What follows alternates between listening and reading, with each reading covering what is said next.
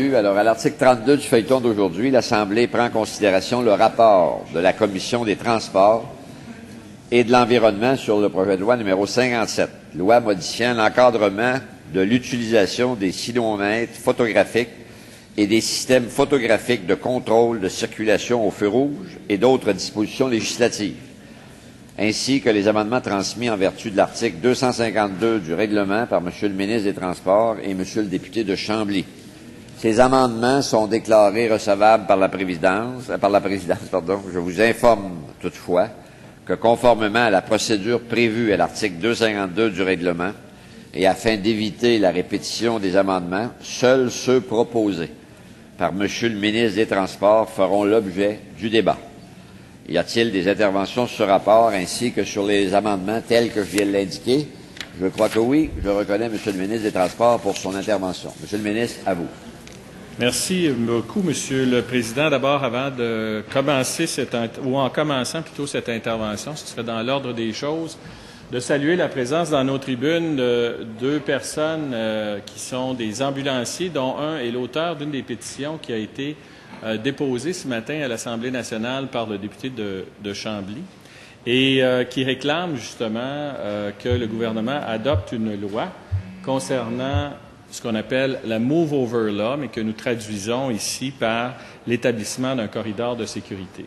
Et je n'ai pas fait de recherche dans les annales des gouvernements antérieurs, mais je pense que nous n'aurons jamais répondu aussi rapidement que ça à une demande présentée par une pétition, puisque, Monsieur le Président, je ne veux pas anticiper sur nos travaux, mais j'ai bien l'impression qu'après la prise en considération du rapport de ce matin, compte tenu des collaborations que nous avons eues de la part des représentants de l'opposition officielle qui se sont intéressés au projet de loi, nous pouvons anticiper que dès demain, nous passerons à une étape additionnelle qui serait celle de l'adoption du projet de loi. Et je ne veux pas faire ici affront aux procédures parlementaires, bien au contraire, mais souligner davantage la collaboration qui s'est établie entre les parlementaires sur ces dispositions de la loi. De sorte que, à très court terme, nous aurons au Québec une disposition législative équivalente à ce qui existe ailleurs dans les provinces canadiennes, dans 7 ou 8 provinces canadiennes et dans 49 États américains, qui prévoira l'obligation pour les véhicules qui circulent sur les routes du Québec, que ce soit des autoroutes ou des routes où la circulation se fait à contresens, d'adopter une attitude qui est prudente à l'égard de ceux et celles qui, quotidiennement, travaillent en bordure des autoroutes ou des routes, ou travaillent carrément sur les routes. Dans le cas des ambulanciers, bien souvent, ils doivent intervenir directement sur la chaussée. Essentiellement, et je reviendrai sur les amendements que nous débattrons un petit peu plus tard, simplement pour établir ce concept du corridor de sécurité. Lorsqu'un véhicule circule sur une route et qu'il y voit un véhicule d'urgence, alors, véhicule d'urgence, c'est tout véhicule qui a des gyrophares rouges ou des gyrophares rouges et bleus. Évidemment, ça inclut les véhicules de police, les véhicules de pompiers, les véhicules des contrôleurs routiers, bien sûr les ambulances, mais aussi les véhicules de service comme, par exemple, les dépanneuses et les véhicules des surveillants routiers du ministère des Transports qui sont munis d'une flèche directionnelle. Ces gens-là doivent réduire leur vitesse. Tout conducteur doit réduire sa vitesse et changer de voie pour permettre justement l'établissement d'un corridor de sécurité, c'est-à-dire la voie restante entre le véhicule d'intervention et la chaussée. Lorsqu'il y a contresens, non seulement ils doivent ralentir et faire la même manœuvre, mais s'il y a une circulation en contresens, ils doivent s'immobiliser, laisser la circulation en contresens passer à la hauteur des véhicules d'intervention et, par la suite, faire la manœuvre de dépassement pour toujours assurer la sécurité de ceux et celles qui interviennent sur nos routes dans une perspective non seulement de sécurité routière, mais dans le cas des ambulanciers, dans la perspective de sauver des vies. Et c'est donc avec beaucoup de fierté que nous avons, je dirais, saisi la balle au bond, puisqu'au départ, le projet de loi 57 ne contenait pas de disposition sur le corridor de sécurité. Mais lorsque nous avons entamé avec le député de Johnson à la Commission des Transports et de l'Environnement les consultation sur le projet de loi 57. Et moi-même, comme ministre, à l'extérieur de nos travaux, et je pense le député de Chambly, à l'occasion de visites dans sa circonscription ou ailleurs, nous avons été interpellés par des représentants des corps de police qui nous disaient, pourquoi ne pas adopter rapidement une disposition semblable? Je pense qu'à l'époque, et là, je ne veux pas induire la Chambre en erreur, le député de Chambly me corrigera si je fais erreur, mais je pense que la pétition venait d'être déposée ou d'être inscrite électroniquement à l'Assemblée nationale. Donc, le débat existait. Et je dois dire que le décès tragique d'un policier dans des circonstances d'intervention en bordure d'une route a certainement créé un électrochoc non seulement chez le corps de police, mais chez tous ceux et celles qui interviennent en bordure des routes et qui vivent cette réalité-là. Et j'ai été extrêmement surpris d'apprendre que, strictement au niveau de la Sûreté du Québec, on avait dénombré 214 véhicules au cours des 5 dernières années qui avaient été emboutis à l'occasion d'une intervention en bordure d'une chaussée, soit pour une interception, soit à l'occasion d'une intervention qui avait pour but de sécuriser un périmètre. 214 véhicules.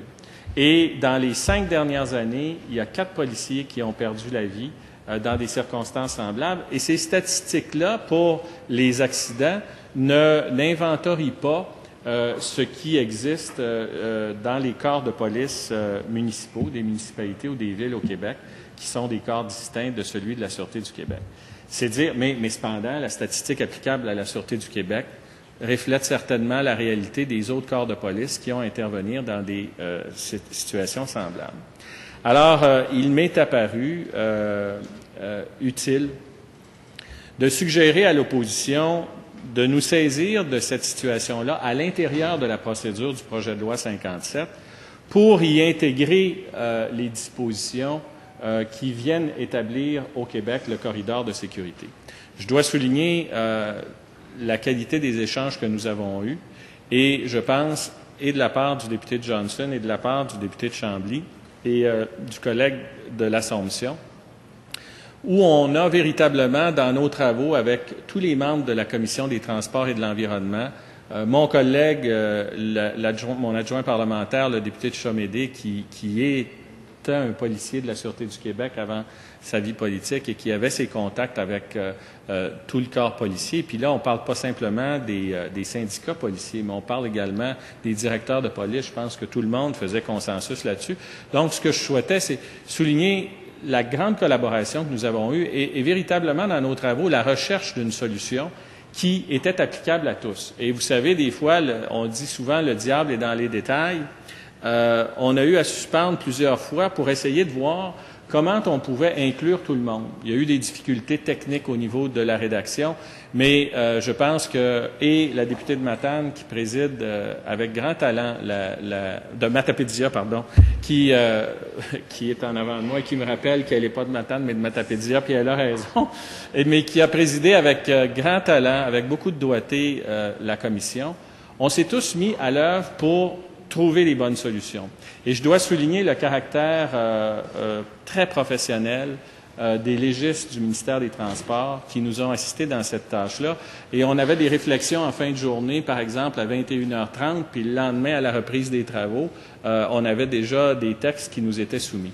Donc, et Monsieur le Président, dans le contexte actuel que nous vivons, je pense que c'est important, dans le cadre d'interventions semblables, de dire à quel point il est possible pour les parlementaires qui sont en recherche de solutions de travailler dans un climat de collaboration, de grande cohésion et finalement de grande efficacité parce que ce matin, alors que normalement on aurait pris en considération le projet de loi 57 sur tout autre sujet, notamment les photoradars, on n'aurait pas parlé du corridor de sécurité.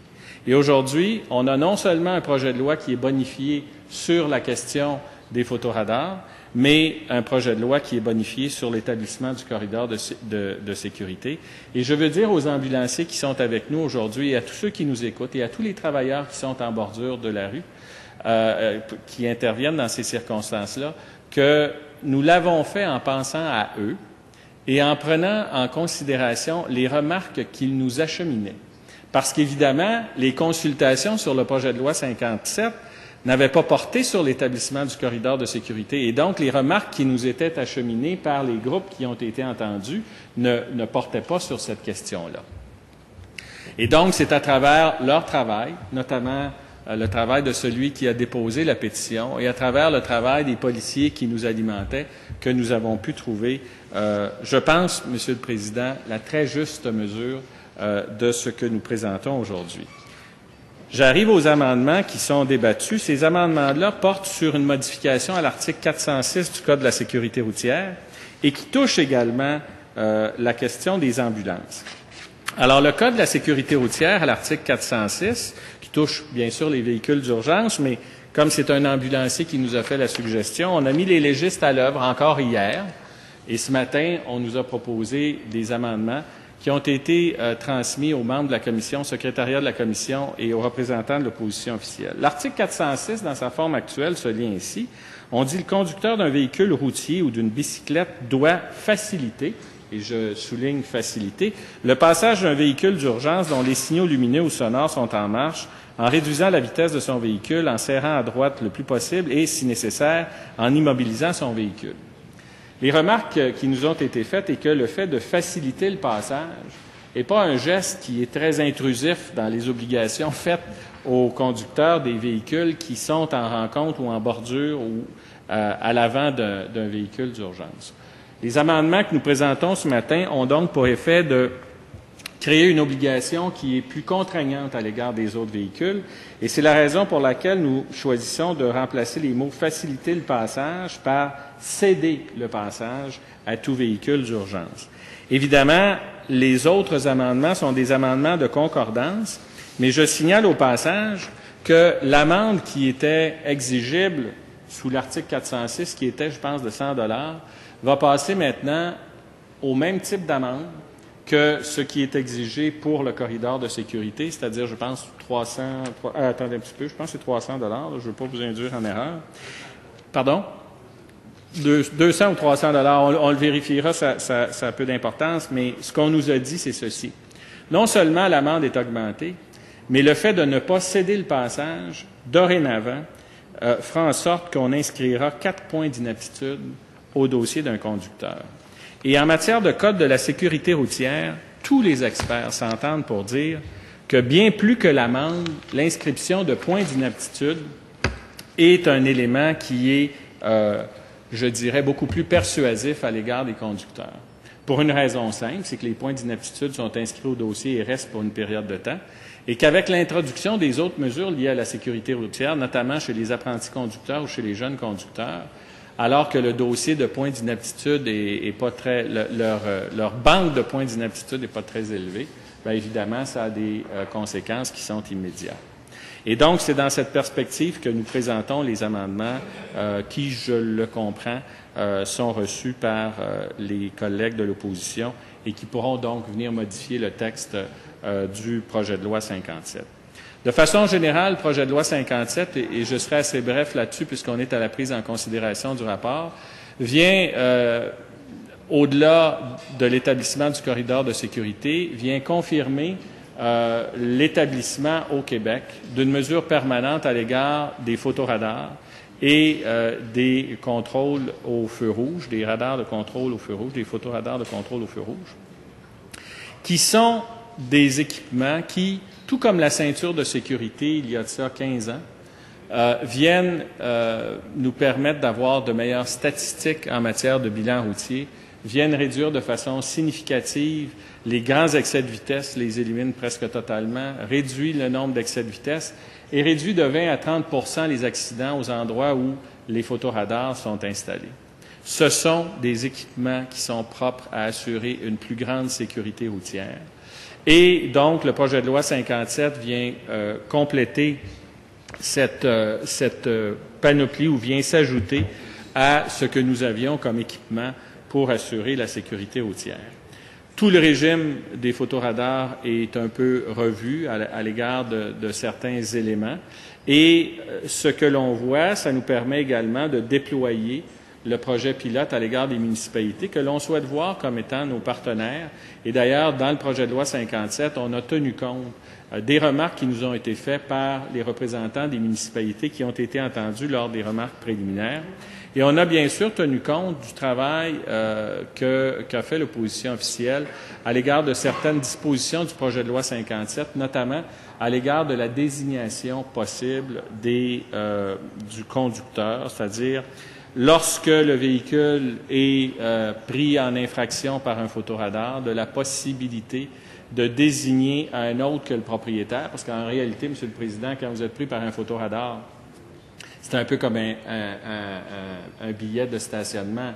Le billet a été mis au nom du propriétaire du véhicule et le propriétaire du véhicule peut, dans la formule actuelle, désigner un conducteur, donc un tiers, comme étant celui qui conduisait le véhicule au moment de l'infraction. On a eu des débats là-dessus.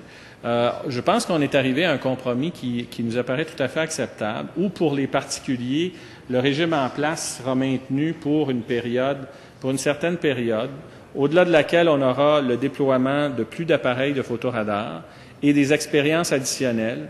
L'obligation que se fait le ministre, et je ne parle pas de moi à la troisième personne, parce que le ministre, en tant qu'institution, doit déposer un rapport à l'Assemblée nationale, et le ministre des Transports devra, pour le premier rapport, faire un débat devant la Commission des Transports et de l'Environnement, notamment sur la question de l'affichage et sur la question de la désignation.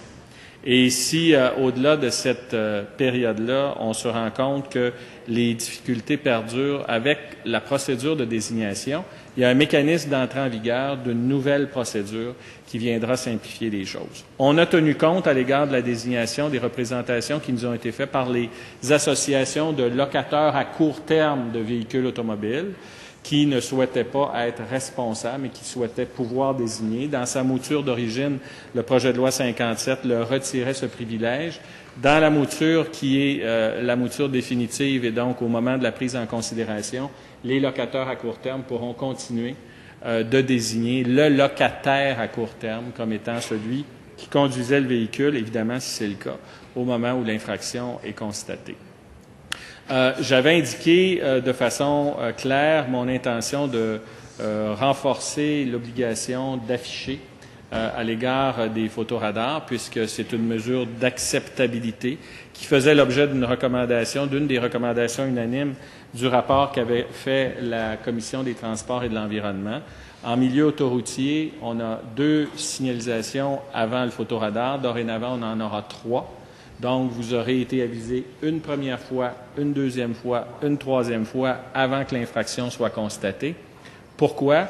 Pas pour donner une prime à celui qui réussit à se faire attraper après tout ça, mais parce qu'on veut que cette mesure-là soit une mesure de changement de comportement et non pas une mesure de sanction de comportement. À la limite, ça deviendra une mesure de sanction de comportement et on le comprend aisément. Quelqu'un qui passe 3 panneaux plus un photoradar, il mérite d'avoir une infraction. Et on s'est intéressé à ce dont aurait l'air ce déploiement dans un milieu qui est plus urbain. On compte évidemment sur les expériences pilotes en cours avec les villes de Québec et de Gatineau pour améliorer nos connaissances en ce domaine-là. Et je termine là-dessus, Monsieur le Président. Je pense que de l'ensemble de nos travaux, que ce soit même antérieurement au dépôt du projet de loi 57, aux travaux qui ont été faits et menés de main de maître par la députée de Matapédia et les membres de la Commission des Transports et de l'Environnement, à l'égard de tout le dossier des photoradars, nous avons développé des lignes conductrices qui nous unissent tous et qui vont dans le sens d'améliorer la sécurité routière. Je pense que les travaux du projet de loi 57, depuis les consultations auxquelles a participé très activement le député de Johnson, jusqu'à l'adoption article par article de l'ensemble de ces dispositions, et les améliorations que nous apportons encore ce matin au moment de la prise en considération, démontrent incontestablement que l'ensemble des parlementaires ici à Québec sont d'avis que nous nous inscrivons dans un régime qui vise un seul objectif, une plus grande sécurité et une plus grande protection des usagers de la route. Et en ce sens-là, Monsieur le Président, je suis très heureux d'être au moment de la prise en considération de ce rapport, le ministre qui pourra faire franchir une étape additionnelle, mais aussi à un des membres de cette Assemblée qui participe à un effort que je dirais collectif et unanime. Je vous remercie, M. le Président.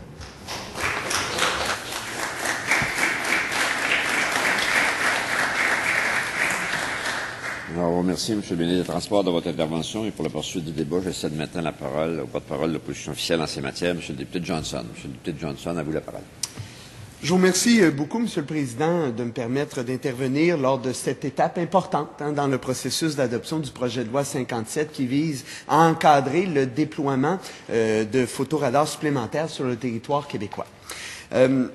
Le ministre l'a dit, ce projet de loi faisait suite à un rapport unanime de la Commission des Transports et de l'Environnement qui s'était penché sur un projet pilote qui, lui, avait concerné 15 appareils, 15 cinémomètres, finalement, qui soit détectaient la vitesse ou encore le non-respect de feux de circulation. Bien sûr, je ne reprendrai pas à cette étape-ci l'ensemble du processus qui a mené à ce projet de loi-là, un processus qui a chevauché même plus d'une législature, Monsieur le Président, alors qu'il a été entamé avec l'adoption d'une loi, soit la loi modifiant le Code de la sécurité routière et le règlement sur les points d'inaptitude, qui a été adopté le 19 décembre 2007. Je me permettrai de faire ce rappel-là à l'étape de l'adoption finale du projet de loi. Par contre, je me permettrai de revenir évidemment sur l'étude détaillée, c'est-à-dire l'étude article par article, qui effectivement a été une étape importante et qui a permis d'améliorer, de bonifier un projet de loi. Puisque si évidemment le principe faisait l'objet d'une unanimité de l'ensemble des parlementaires. Évidemment, l'opérationnalisation de ce principe-là s'était bien traduite, mais évidemment, comme la perfection n'existe point en ce bas monde, c'était un projet de loi qui méritait de se voir amélioré. Et la principale motivation de l'opposition officielle par rapport aux amendements, aux changements qu'elle a apportés, qu'elle a suggéré à la partie ministérielle, visait à s'assurer du maintien d'un important niveau d'acceptabilité sociale lié au déploiement de ces appareils. Et cette acceptabilité sociale pour le projet pilote, elle était importante. Le CAA, le Club automobile du Québec, avait fait un sondage où plus de 80% des répondants, finalement, se voyaient en faveur de cet instrument, ce nouvel instrument de contrôle qui permettait effectivement d'augmenter le niveau, l'importance de la sécurité routière sur nos routes pour les usagers. Cependant, à ce niveau-là, plusieurs amendements ont été apportés pour renforcer, pour s'assurer du maintien de cette acceptabilité sociale dont le rapport faisait état, un rapport qui aussi avait porté sur divers aspects du projet pilote. Je pense notamment évidemment à l'aspect de la sécurité routière, à l'acceptabilité sociale, mais aussi aux aspects organisationnels, opérationnels, technologiques et financiers. Les principaux champs d'intervention, disons qui ont les principaux questionnements de l'opposition officielle ont eu trait à des notions, par exemple, au niveau de la transparence, de la signalisation, des critères liés aux endroits potentiels qui pourraient éventuellement accueillir des cinémomètres. On s'est penché sur la question de la composition du comité issu de la table de la sécurité routière qui en viendra à étudier les demandes faites par le ministère des Transports, par les municipalités concernées, en ce qui a trait à des mesures qui peuvent être financées par l'argent amassé à l'aide, en guillemets, à l'aide des cinémomètres et qui, eux, sont versés au Fonds de la sécurité routière. Nous nous sommes penchés aussi sur la question de l'utilisation possible de ces sommes, de questions liées aux véhicules d'urgence, évidemment à la désignation du conducteur, qui était un point auquel je tenais de façon toute particulière. Enfin, à l'implication, à la collaboration entre les divers intervenants concernés par ce projet. Je pense au ministère des Transports, bien sûr, mais aussi au ministère de la Sécurité publique, au ministère des Affaires municipales, aux municipalités, aux différents corps policiers, à la Société d'assurance automobile du Québec. J'en passe et des meilleurs. Et enfin, le ministre en a fait état d'une façon vraiment importante au cours de son intervention sur cette étape, soit la création de ce fameux, des dispositions législatives nécessaires au corridor de sécurité, communément appelé le Move Over Law, une expression évidemment anglophone. C'est un projet de loi aussi qui a permis de démontrer la capacité d'adaptation, la souplesse dont peuvent faire preuve les parlementaires, alors que le projet de loi ne portait pas uniquement sur la question des cinémomètres, mais aussi a adopté des dispositions liées, par exemple, au renforcement des conséquences lié à la commission de gestes répressifs par des multirécidivistes de l'alcool. On s'est aussi penché sur la question des traversées piétonnières en diagonale, évidemment sur la loi sur le corridor de sécurité, de même que des questions liées aux radios bidirectionnelles. Évidemment, le ministre en a fait état. Les travaux de cette commission se sont déroulés dans un climat de collaboration, très important de la part de l'ensemble des parlementaires, un climat qui manifestement démontrait la volonté réelle des parlementaires, et ce, peu importe leur appartenance politique, de vouloir améliorer nos lois, de vouloir même améliorer ce projet de loi dont il était question. Ça a permis notamment à l'opposition officielle de présenter des amendements ou encore de convaincre la partie ministérielle d'apporter des amendements sur, par exemple, la question de la transparence. Je pense notamment aux amendements numéros 17 et 20. Sur la question de la présence de la signalisation, notamment qui est concernée par l'amendement 9. Évidemment, l'opposition a apporté un amendement lié aux critères pouvant déterminer si un endroit peut potentiellement et présente un caractère intéressant, à savoir s'il peut accueillir ou non un cinémomètre. On a tenu à rajouter la question des endroits accidentogènes, c'est-à-dire qu'un endroit peut potentiellement accueillir un cinémomètre s'il, à ce même endroit, on a assisté au cours des dernières années à de nombreux accidents, donc de faire état du caractère dangereux de cet endroit-là. Évidemment, c'était un des critères un des critères dont avait fait état la Commission des Transports et de l'Environnement, tout comme celui lié à la difficulté de surveiller de façon traditionnelle, c'est-à-dire la surveillance policière. Un amendement qu'on n'a pas réussi à apporter, mais pour des raisons qui sont tout à fait logiques et compréhensibles. Au niveau de la composition du comité issu de la sécurité routière, l'opposition officielle tenait à s'assurer que des représentants des usagers de la route, je pense notamment au CA, pouvaient être présents sur ce comité et non pas seulement les municipalités, par exemple. On n'a pas apporté, il n'y a eu aucun amendement lié à des précisions sur l'utilisation possible des sommes, puisque c'était relativement flou. Dans l'ensemble des échanges, on parlait d'utilisation des sommes possibles en lien à des mesures visant à promouvoir la sécurité routière, c'est-à-dire des projets, ou encore des mesures de travaux correctifs liés à l'augmentation de la sécurité du réseau finalement. Par contre, le ministre, suite au questionnement de l'opposition officielle, a précisé les éventuelles utilisations possibles des sommes générées par la présence de cinémomètres. Et évidemment, c'était quelque chose qui était, à nos yeux, très important.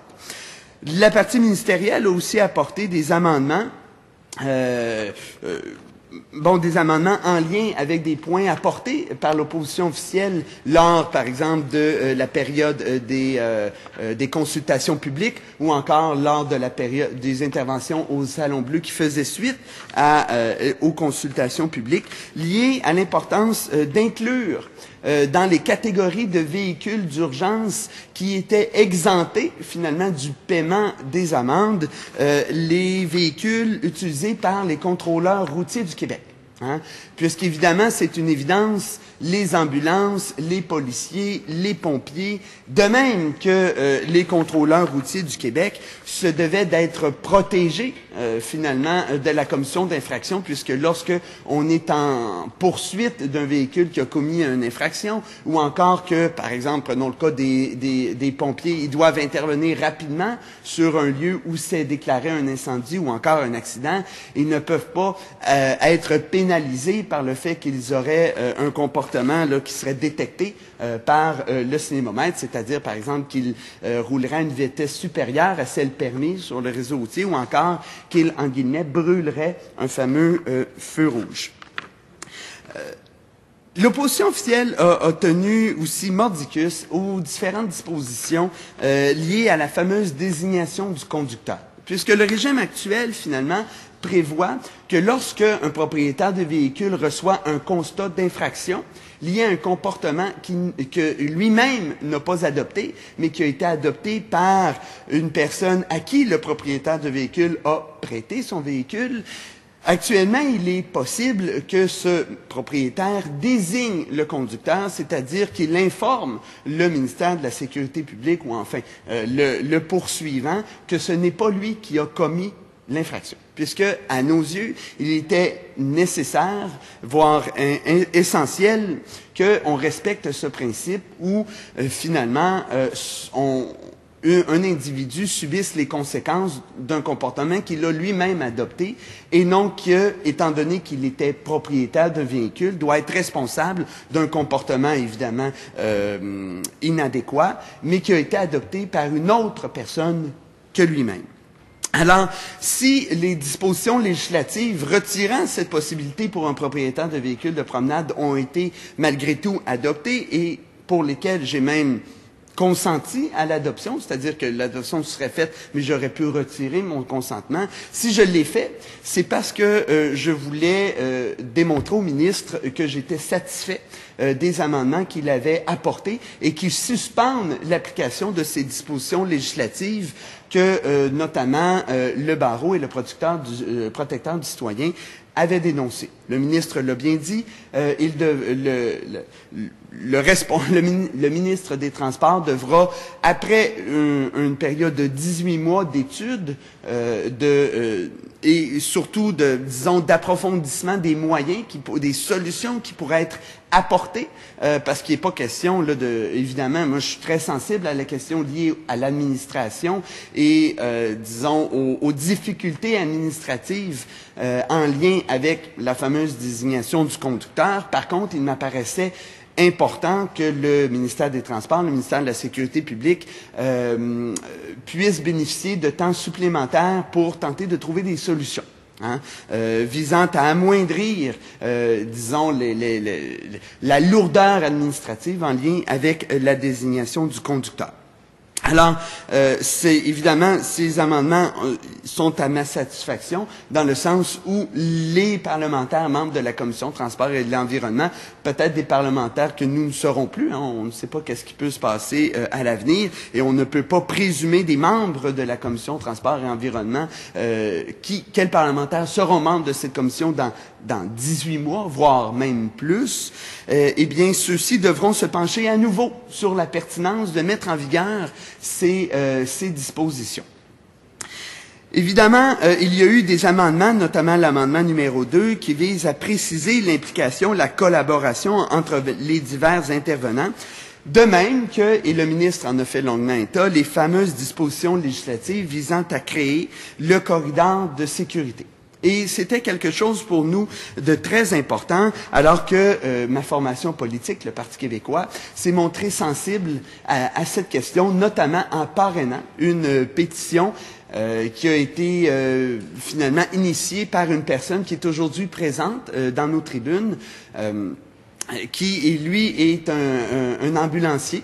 Je pense, et qui trouvait nécessaire, essentiel, qu'on protège non seulement son corps de métier, les ambulanciers, mais l'ensemble des intervenants du réseau routier, soit les corps policiers, les pompiers, les ambulances, les dépanneuses et même les surveillants routiers qui sont identifiables de par l'immense flèche jaune qui est actionnée là, sur leur dessus de leur véhicule. Dans le cas présent, on ne pouvait pas faire de catégorie de véhicules comme un véhicule appartenant à un corps policier, puisque les véhicules utilisés par les différents responsables d'un chemin public, je pense au ministère des Transports, au niveau ou encore aux municipalités, évidemment varient. Ça peut être une fourgonnette, ça peut être un véhicule utilitaire sport, etc. Alors, cette catégorie d'intervenants du réseau routier, soit les surveillants routiers, est identifiée par la présence d'une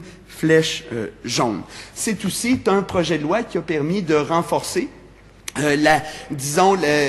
tout l'aspect de l'obligation de céder le passage à une ambulance, par exemple, alors que les lois précédentes ne dictaient que de faciliter le passage. Or, on trouvait, les parlementaires, que ce passage législatif-là était beaucoup trop flou et méritait d'être renforcé.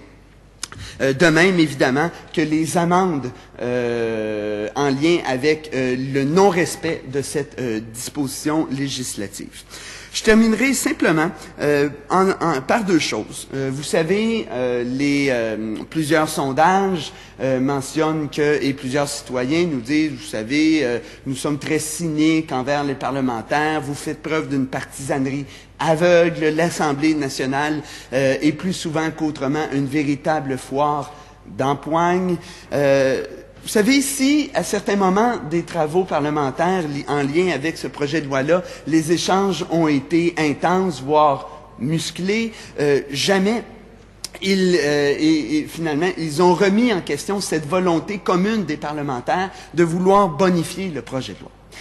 Et en ce sens, je me permets de dire que ces travaux sont un exemple, un bel exemple, où les parlementaires sont en mesure de collaborer, peuvent avoir des objectifs communs et démontrent qu'à l'Assemblée nationale, les points de discorde sont la minorité, se retrouvent minoritaires par rapport aux points qui nous rassemblent, alors que, et je pense utile de rappeler, près de 90% des projets de loi sont adoptés à l'unanimité à l'Assemblée nationale.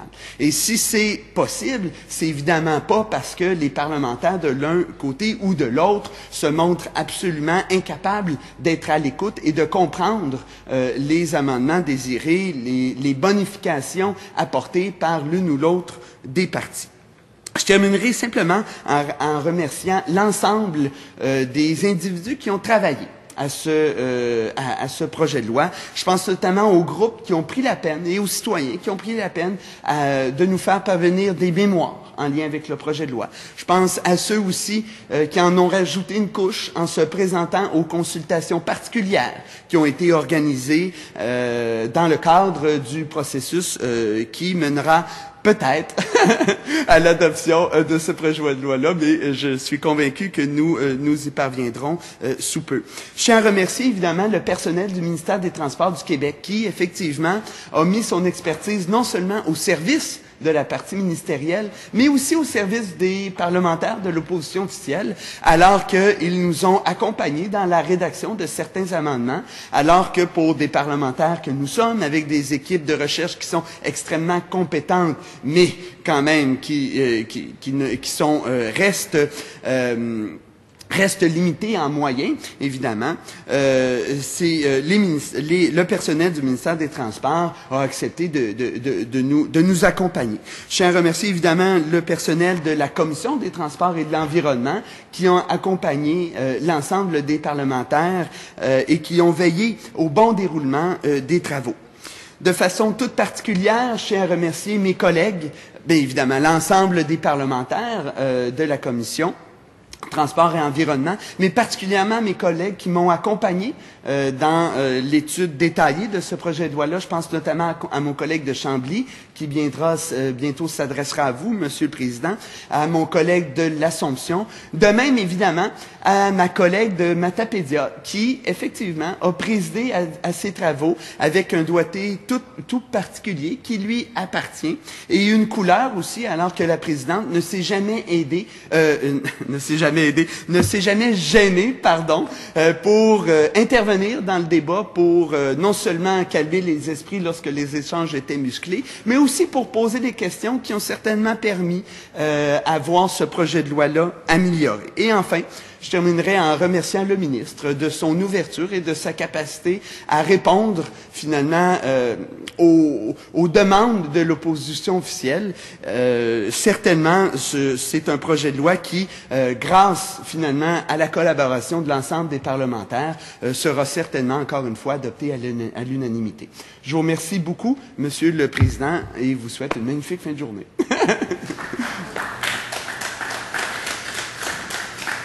Que ces considérations-là sont agréables à entendre. Alors, Monsieur le député Johnson, merci.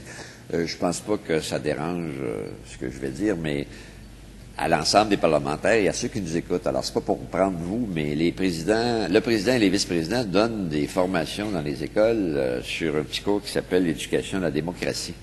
Et par rapport au pourcentage de lois qui sont adoptées à l'unanimité, on dit partout 75. Alors, j'aimerais mieux que vous vous rappeliez, c'est parce que le 90 est un peu fort, mais c'est très louable de mentionner que nous, ce qu'on enseigne, parce qu'on est allé le voir sur le plan des statistiques, l'important, c'est le bon chiffre, 75, mais l'important, c'est surtout de rappeler ce que vous rappelez avec raison, puis le ministre l'avait fait, puis je pense pas que ça dérange les travaux. C'est plus la constance de voir dans les commissions parlementaires comment le travail se fait en étroite collaboration. Moi, je l'entends régulièrement et il me semblait que ma longévité pouvait me permettre d'en témoigner sur ce que je fais. Monsieur le député de Chambly, pour votre intervention, toujours sur le rapport de cette commission. À vous. Merci, Monsieur le Président. Alors, Monsieur le Président, il me fait plaisir à mon tour d'intervenir à cette étape de la prise en considération du rapport de la Commission des institutions qui a étudié article par article le projet de loi 57 au cours des dernières semaines. Cela dit, je ne vous parlerai pas, Monsieur le Président, de ce qui est le cœur du projet de loi 57, c'est-à-dire ce qu'on appelle communément les radars photos, mais plutôt de certains amendements auxquels le ministre a fait référence et qui portent sur ce qu'on appelle à l'extérieur du Québec, au Canada, aux États-Unis, le Move Over Law. Essentiellement, la Move Over Law est une disposition législative qui existe dans presque tous les États américains, pas loin de 50, et dans la majorité des provinces canadiennes, et qui essentiellement vise à obliger les automobilistes à ralentir et à changer de voie lorsqu'un véhicule d'urgence, policier, pompier, ambulancier, un véhicule de surveillance routière ou une remorqueuse est immobilisé sur une route ou sur l'accotement d'une route. Monsieur le Président, c'est un citoyen de ma circonscription de Chambly et ambulancier de profession, Patrick Dufresne, qui est d'ailleurs présent dans nos tribunes aujourd'hui, qui m'a sensibilisé ces derniers mois à cette question du Move Over Law, du corridor de sécurité routière. En fait, M. Dufresne m'a sensibilisé aux dangers rencontrés par les policiers, les pompiers, les ambulanciers, les contrôleurs et surveillants routiers, les remorqueurs, lorsque ceux-ci interviennent sur nos routes, et particulièrement lorsqu'ils interviennent sur l'accotement de nos routes. M. Dufresne m'a raconté à quel point il arrive souvent que des automobilistes passent très, très près de frapper des policiers ou d'autres professionnels qui œuvrent en bordure de nos routes. Et la statistique que nous donnait le ministre tantôt était révélatrice à cet égard. Dans les 5 dernières années, plus de 200 véhicules de la Sûreté du Québec ont été frappés lors d'une intervention en bordure d'une route. Alors, c'est vous dire, et on ne parle que des véhicules policiers et que des véhicules policiers de la Sûreté du Québec. Alors, je pense que cette statistique nous confirme effectivement ce que M. Dufresne m'avait dit ces derniers mois.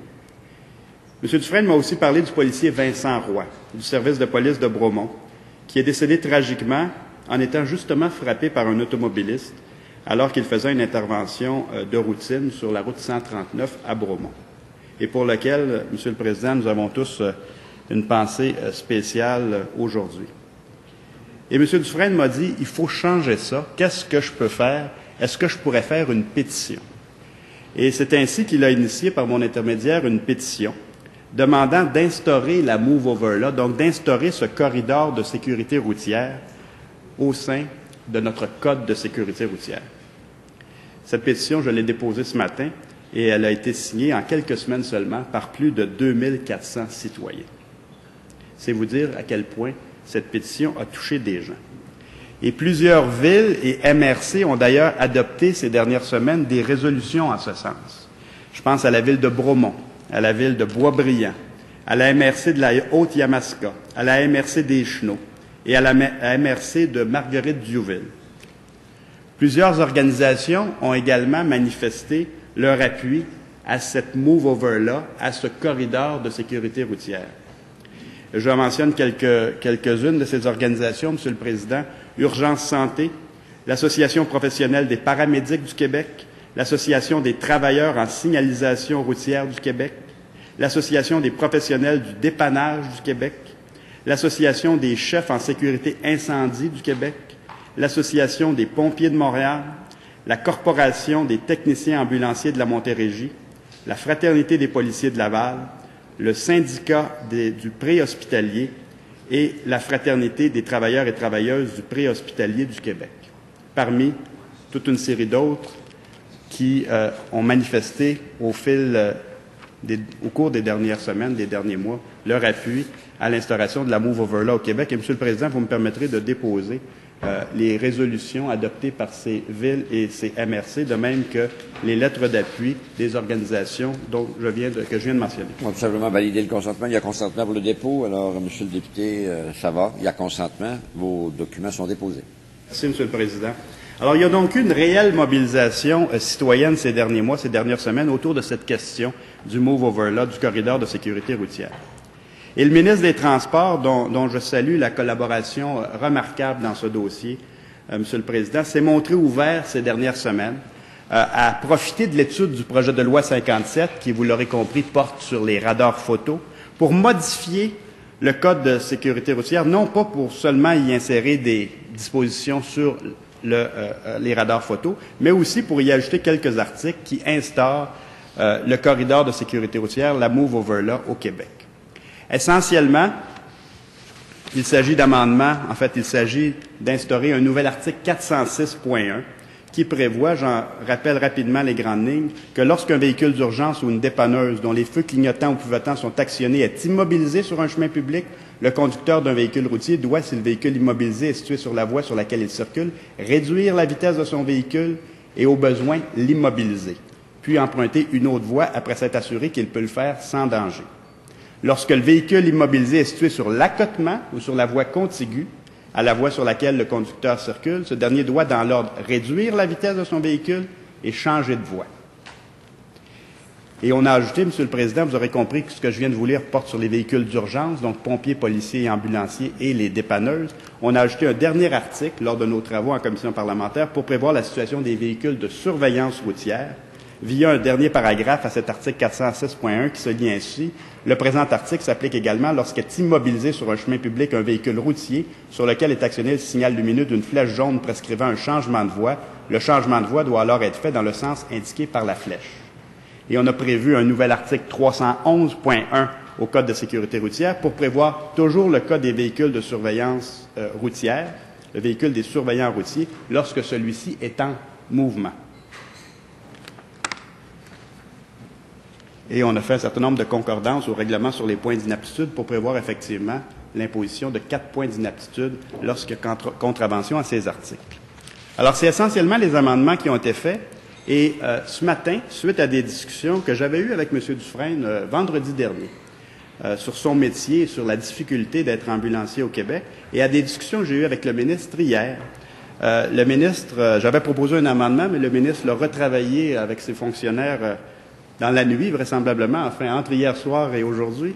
Et on nous est arrivé, M. le Président, avec un nouvel amendement qui est proposé ce matin à l'article 406 du Code de la sécurité routière, qui fait en sorte, l'article 406, je vous le signale, M. le Président, c'est l'article qui traite de la priorité de passage des véhicules d'urgence, notamment les ambulances. Alors, ce matin, nous arrivons avec un nouvel amendement qui fait en sorte que l'article 406 sera dorénavant plus dissuasif, à la fois quant au libellé de l'article et quant au nombre de points d'amende et de points d'inaptitude qui seront liés à cette infraction. Alors, j'en suis très heureux et je peux presque dire qu'on pourrait presque, Monsieur le Président, parler de l'amendement Patrick Dufresne, puisque c'est à son initiative vendredi dernier, quand il m'a parlé de ça, que j'ai pris le dossier en main, j'en ai parlé au ministre, et avec la collaboration habituelle qu'il a eue dans ce dossier, on réussit aujourd'hui à faire cet amendement qui va rendre l'article 406 plus dissuasif, notamment pour les ambulanciers qui travaillent sur nos routes. Alors, je conclus, Monsieur le Président, en vous disant que je suis très heureux que dans la foulée de cette pétition qui a été initiée par un résident de ma circonscription, Patrick Dufresne, aidé de plusieurs personnes, et on me permettra entre autres de souligner M. Richard Couture, qui l'accompagne aujourd'hui dans nos tribunes et qui est une personne très impliquée, un bénévole très impliqué en matière de sécurité routière. Je pense qu'il est bien connu au ministère des Transports, qui s'est aussi mobilisé sur cette question au cours des derniers mois. Alors, je suis très heureux que dans la foulée de cette pétition, le ministre des Transports ait accepté de modifier dès maintenant le Code de sécurité routière pour y instaurer ce qu'on appelle la Move Over Law, ou ce qu'on appellera dorénavant le corridor de sécurité routière. Je salue la collaboration du ministre dans ce dossier, la collaboration de tous les parlementaires de la Commission des institutions qui ont travaillé sur ce dossier, au premier chef, mon collègue de Johnson, qui est porte-parole de l'opposition sur ces questions et qui a fait un travail remarquable dans ce dossier, de même que la présidente de la Commission, la députée de Matapédia, qui s'intéresse à ces questions de sécurité routière depuis de nombreuses années. Et je termine, Monsieur le Président, en formulant le vœu, parce que c'est notre objectif en bout de ligne, en formulant le vœu que ces dispositions législatives que nous ajoutons aujourd'hui au Code de la sécurité routière permettront une meilleure protection des travailleurs qui doivent intervenir en situation d'urgence sur nos routes. Et souhaitons-nous également, donc, que ça assurera une meilleure sécurité routière au Québec. Je vous remercie, Monsieur le Président. Alors, je vous remercie. Je vous remercie, M. le député de Chambly, de votre intervention et je salue nos deux nouveaux parlementaires occasionnels. Alors, on vous remercie de votre contribution et je cède la parole à Mme la députée de Matapédia pour son intervention. À vous. Merci, M. le Président. Et je vais parler vraiment pas très longtemps, mais je m'en voudrais de ne pas le faire parce que dans ces moments de beau parlementarisme, je pense qu'on doit prendre la parole et le souligner. Je veux souligner le travail de tous les parlementaires de la Commission des Transports sur plusieurs années. On a eu de nombreuses consultations, on a eu le projet pilote, on a eu le rapport suite à l'implantation du projet pilote des radars photo et cinémomètres, et on a eu des ministres qui ont été impliqués jusqu'au ministre des Transports actuel, député de Châteauguay. Alors, effectivement, il y a eu une excellente collaboration entre les parlementaires. Il y a eu aussi l'implication à travers les années du ministère de la Sécurité publique, du ministère de la Justice aussi, mais le leadership a été exercé, bien sûr, par le ministère des Transports. Alors, c'est aussi, je veux saluer le fait que c'est la première loi entièrement pilotée par le député de Johnson. Et je veux saluer son travail, parce que c'est difficile et c'est lourd de responsabilité de piloter, comme dans l'opposition officielle, de piloter un projet de loi comme porte-parole dans un dossier et de faire en sorte qu'elle soit bonifiée, qu'elle soit améliorée. Et l'ouverture du ministre des Transports a permis que chacun et chacune d'entre nous, on a pu mettre notre petite pierre pour édifier une loi 57 qui, jusque même à hier, mon collègue député de Chambly le soulignait, elle a continué de se bonifier. Alors, félicitations à tout le monde. Félicitations à la vice-présidente députée de Pontiac qui m'a remplacée à quelques reprises, qui l'a fait aussi de main de maître. Et M. Patrick Dufresne est la personne qui vous accompagne parce que c'est l'implication citoyenne de piloter une pétition, de faire en sorte que les gens dans la population soient conscientisés que on peut sauver des vies humaines, on peut sauver des blessures aux gens, on peut sauver des dommages matériels, d'autant plus que ce sont des personnes qui se dévouent dans des conditions difficiles, dans un pays tel que le nôtre. Au Québec, où est-ce qu'on a un pays nordique, où est-ce que c'est dans les tempêtes de neige? Moi-même, comme parlementaire, j'ai été prise dans des tempêtes de neige sur la route, dans des conditions d'urgence, c'est très difficile. Et on est content quand les ambulanciers, les policiers, les pompiers, toutes les personnes viennent à notre secours. Alors, on est d'autant plus responsable comme citoyens et citoyennes de leur faciliter la tâche. Alors, bravo, Monsieur Dufresne, bravo à toutes les personnes, dont la table de concertation sur la sécurité routière, d'avoir contribué à nos travaux. Et je salue une dernière fois la bonne collaboration de toutes les personnes et le travail aussi des fonctionnaires qui sont des rédacteurs merveilleux. Nous, on est des parlementaires, on n'est pas des légistes, et ces gens-là nous aident, les fonctionnaires du ministère des Transports, par leur grande connaissance. Ils savent comment amener des amendements, ils nous aident, nous on le fait, mais ils font en sorte que les choses soient possibles de la façon la meilleure. Alors, merci à tout le monde.